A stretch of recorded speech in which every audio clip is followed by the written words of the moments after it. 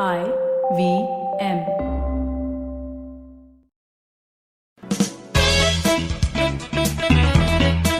Welcome to Audiogyan with Kedar Nimkar, a podcast that documents insightful conversations with Indian designers, artists, musicians, writers, thinkers, and creatives of all types. Catch us on iTunes or visit audiogyan.com for more Gyan sessions. Here's your host, Kedar Nimkar.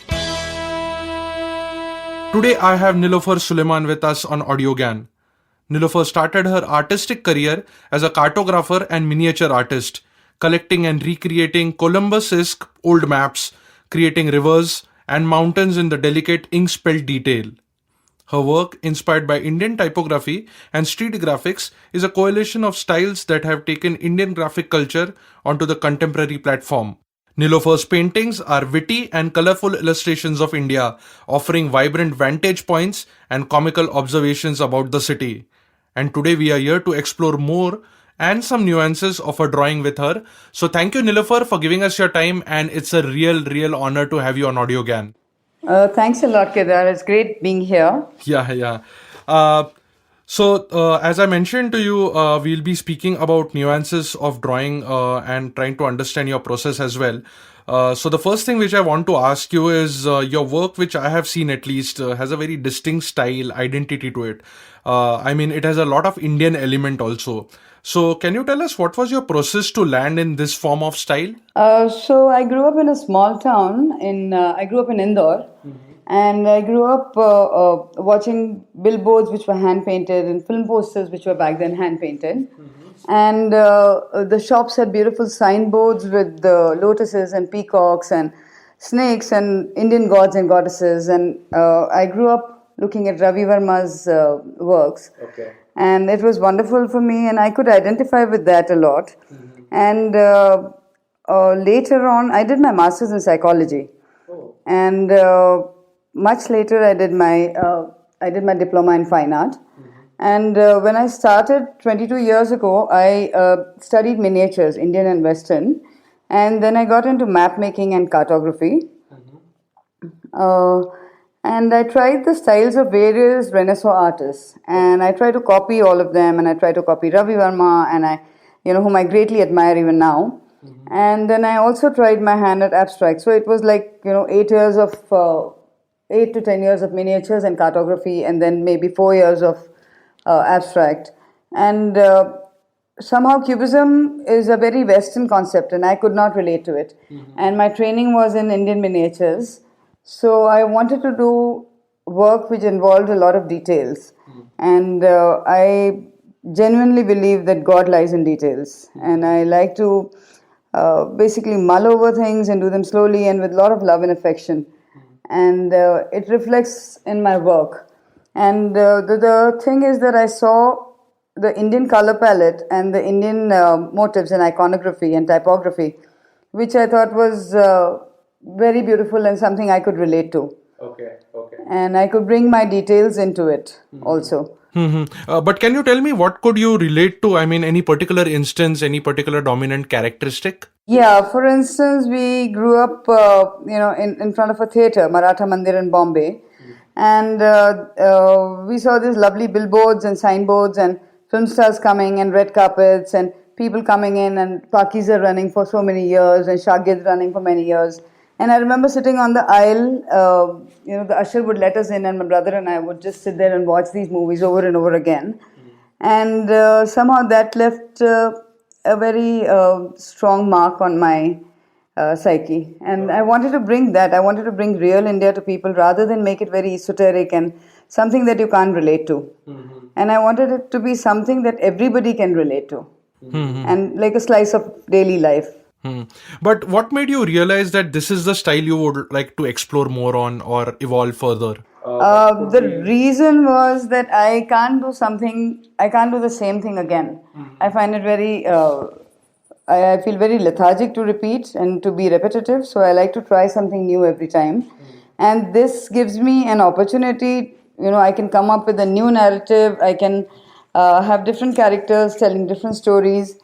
And it challenges me more when I bring in new elements. So with this, I could bring in streets from Bombay, streets from Chennai, streets from Delhi, and Chor Bazaar and Chandni Chowk and all of that. And that made it very interesting for me.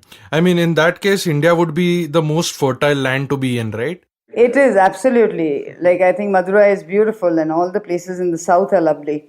And I started with the Hali series. So I did a whole lot of paintings on Bangalore. And then I did some paintings on Bombay. So I did Chor Bazaar and the Parsi cafes, Irani cafes, and streets of Bombay. And then I did one show in Delhi, which was like streets of Delhi. So there were, generally I take inspiration from what I see around me when I travel. And there are a lot of photographs that are taken over a period of time which are, very helpful. But can you tell us, like, what could be the process or like possible ways of discovering one's style? I mean, I understand that there can't be one or two thumb rule kind of a thing, but any guidelines? From what I've taught in many schools so far, I've been teaching for the last 22 years. And what I've realized is that you need to be technically great, but creativity comes where technique ends.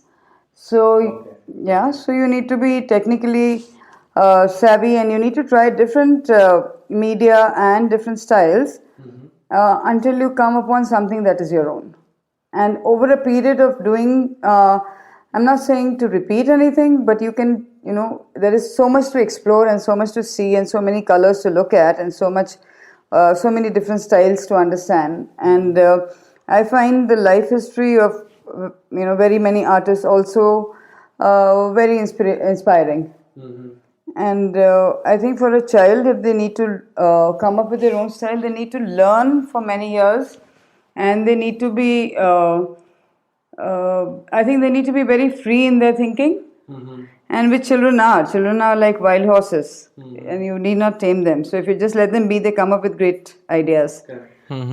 But this has been one of the favorite questions. Like, what comes first? I mean, skill or technique? And as you mentioned, creativity comes after you have mastered the technique, right? So in this case, how can one narrow down on the technique itself before exploring anything? So the technique is given. Technique is already there. I mean, there are several techniques that you can and different pedagogies that you can work out with children. But I think creativity is something which is there in every child, and it need not be only in visual arts. It could be in performing arts. So there are times when I have actually in schools where I've really tried very hard to teach a child how to draw and paint. And have felt very frustrated that I haven't been able to do so. And I've seen the same child on the stage performing beautifully, and it's very humbling because I realize that people are good at various things. So if you are not good at visual art, you could be great at performing art, or you could be good at something else. So speaking about other disciplines also, I would like to understand, Nilofer, what is your source of inspiration?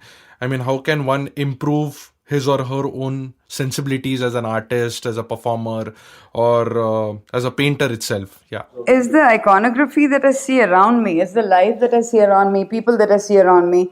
So a lot of people that I have drawn as characters and in caricature style in my own paintings have been people that I have known. For instance, Chinnamma, the first protagonist in my work, was a Kannada teacher in my child's school, in my son's school. And then there is this carpenter who comes regularly, even now, to our house, Jairam.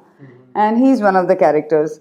So it is basically people that I see, and people, sometimes I see a person standing at a bus stop and I feel that there's a lot of character on the face, and I love the hairstyle and the way he's standing. And I either sketch it immediately or I take a photograph of it, and that becomes inspiring for me. Or if I'm traveling to, various places like Pondicherry or Fort Kochi or Hampi, there are so many things on the roadside which I find inspiring. Like for instance, the way people, early morning people gambling in front of a chai shop. And it's basically local life. I like people the way they are, and I like to show them the way they are. So while there is a narrative and a story, I don't want to make it esoteric. And I don't want it to be, because I feel that there is humor in theatre, there is humor in lyrics, in songs, but unfortunately, art has become for the elite and the intellectuals, whereas art should be for everybody. Correct. It should be something that everybody should be able to look at and laugh and enjoy and understand. But just to dig further into this, when you observe something, you just don't see, you try and connect with it at some point and try and abstract things so that you can depict in a way that it could be relatable to the viewer, right? Yeah, so it is an exaggeration of reality. When I draw and paint things, there are a lot of other things which come in from a lot of folk art. So there are things that I see in Jain cosmology which are beautiful, and Indian miniatures which are beautiful, and the Persian miniatures, and there are a lot of gods and goddesses which have been drawn by Ravi Verma and other artists, calendar artists of his times. And I also love drawing cinema posters. And because I feel that God and cinema are the only two hopes that Indians have. And we draw, yeah, I think we relate to it because they both give us a lot of hope. So I like life as it is. I like living it in my paintings. Interesting. Nilofer, I would like to just go back to the earlier question which I had. What is the most important aspect when someone is drawing? I mean, is it the medium, the style, or the content? Which matters most? The content. The content. The idea is the most important. And the fact that you're constantly challenging yourself and to be passionately be in it till it is done. You know, so I can't do two paintings at a time. I can only work on one at a time because I need to fall in love and and that affection has to show. So I'm constantly mesmerized by what I'm doing and I'm thinking about it day and night. So it keeps running in my head all the time. Okay. And and it's a long process. I take about 45 to 50 days to complete a work.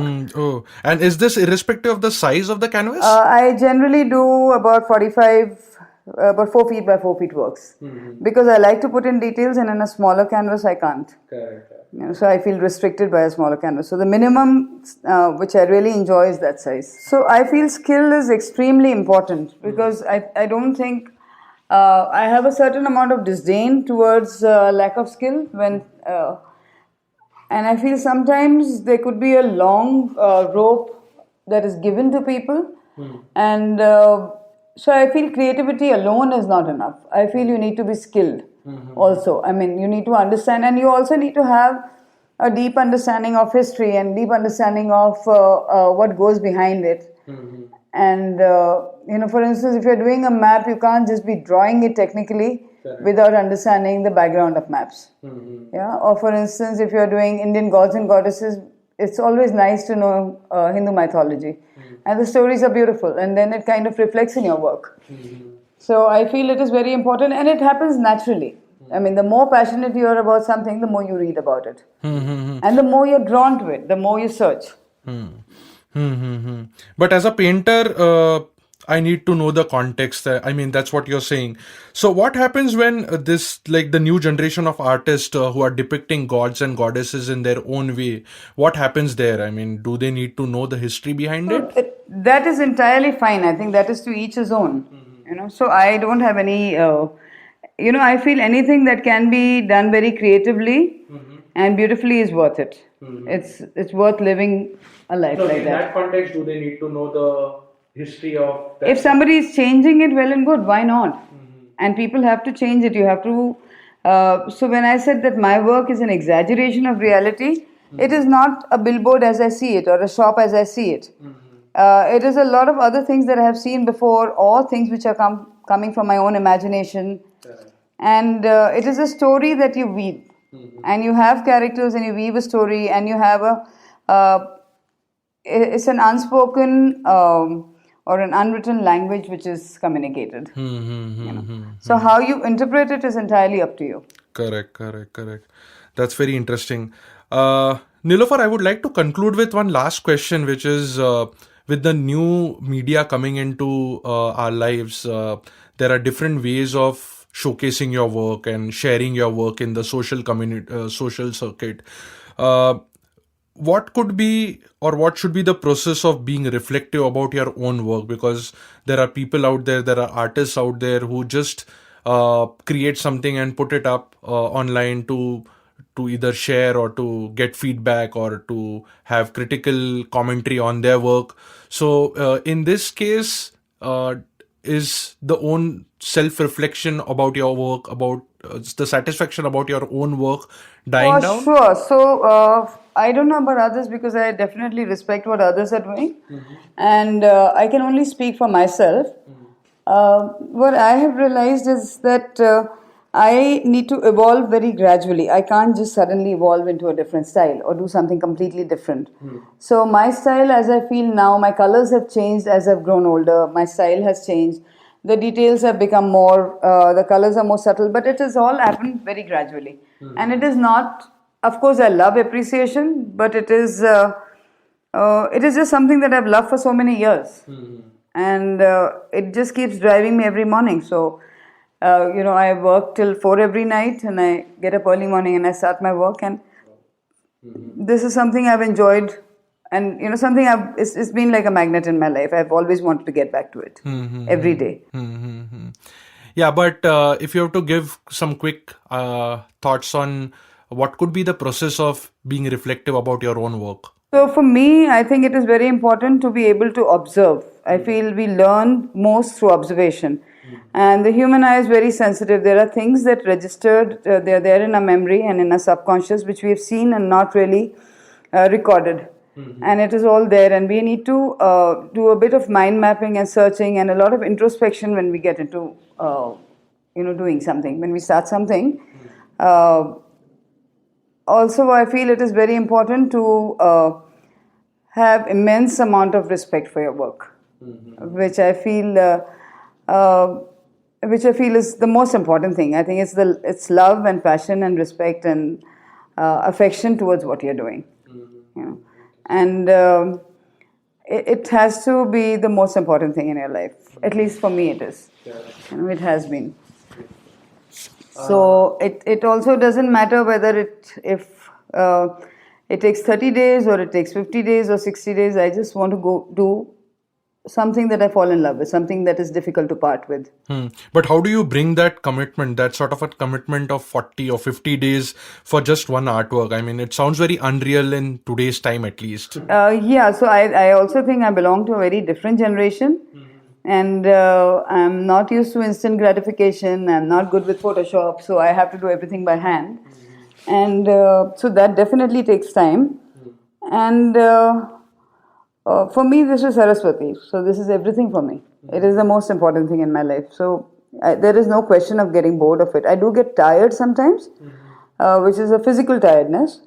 And that is why I love teaching children, because on the weekends when I teach children, it's kind of I get respite from my work, and I like hearing new ideas. I enjoy being with them. Correct.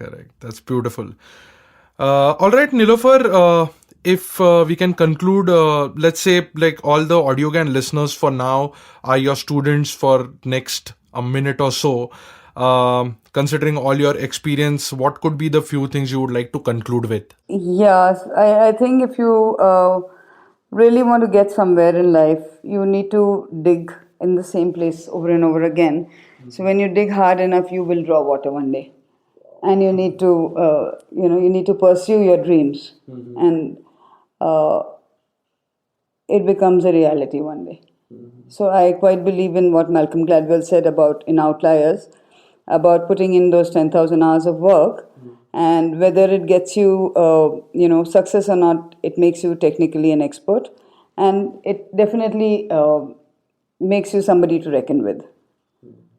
I think it is very important, and also I think it gives you a higher purpose in life. And we all need a higher purpose. We don't want to just lead a mundane life. We don't want to go on doing the things that everybody does. So we want to create an identity, and we want to create. Not a name for oneself, but a reason to respect oneself. That's quite inspirational. Okay, I think this is good. And thank you, Nilofer, for giving us your time. And it was pleasure talking to you. And I hope to have you again on Audiogyan sometime later. Thank you. Thank you so much, Kedar. It was so nice meeting you. Thanks a lot. And that's it from today's Gyan session. Catch us on iTunes, Saavn, Stitcher or any podcasting app you use. Do rate us on iTunes and follow us on Twitter, Facebook and Instagram. Stay tuned for more Gyan on Audiogyan.com. Till then, bye.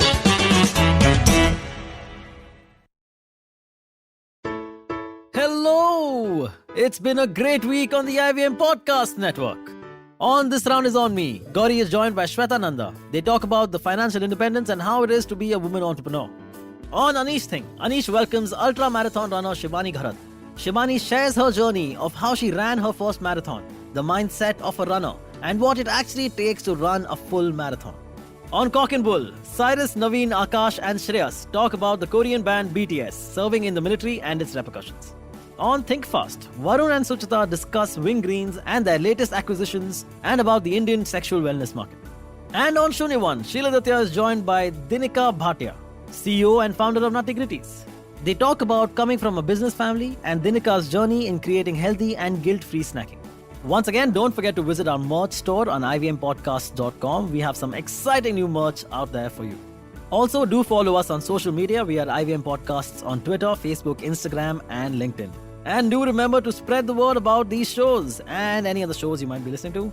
Appreciate them, rate them and review them wherever you are listening to them. You can also check out all our other shows on youtube.com/IVM Podcasts. And finally, we would like to thank our sponsors this week. Volvo XC40 Recharge, Bumble, Heads Up for Tails, Kotak Privy League Program and HDFC Mutual Fund. Thanks guys, without you this would not be possible. Do you often find yourself surrounded by conversations about Web3, blockchain, NFTs, DAOs? What are these terms and how do they affect our future on the internet? So many questions, but don't worry, we've got answers to all your questions. Hi, I'm Eklavya Bhattacharya, and on our show Future Proofing, we try to decode the impact of these future technologies on various industries with experts and tech enthusiasts. Tune into new episodes coming out every Thursday on the IVM Podcast app and the website, or wherever you get your podcasts from.